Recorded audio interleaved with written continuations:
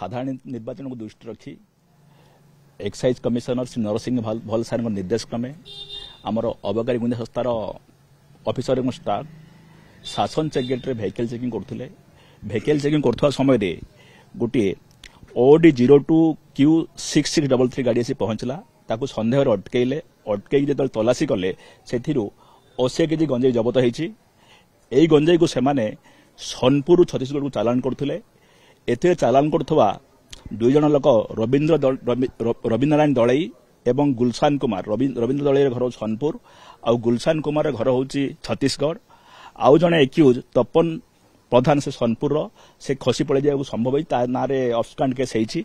एई दि जन गिरफ होईछंती एवं आज कोर्ट फॉरवर्ड हेबे। एई जबत गंजाईर आनुमानिक मूल्य इनक्लूडिंग वेहिकल प्राय 14 लाख टका हबो।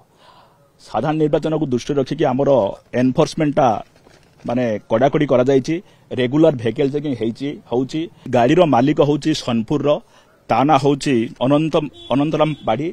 मु माने हां माने से टीचरशिप जो सुनली सुबर्डेंट सुवर्णपुर को कहिछि माने ता विषय डिटेल इंटरोगेशन करिके ताको माने जेमति आमर इन्वेस्टिगेशन राणीबे जा जणा पडुची। माने आपणकर होउची ड्राइवर आउ जो धरा पडिछंती से दि जनर स्टेटमेंट जना पड़ी गेला जे माने माने तांकर माने ड्राइवर कहउची मु निजे करूची आउ जे पळेला से होउची किंगपिन तपन प्रधान होउची किंगपिन आउ जना पडुची इन्वेस्टिगेशन जना पड़े जे मालिकटा एरी इन्वॉल्व अछि कि नाही।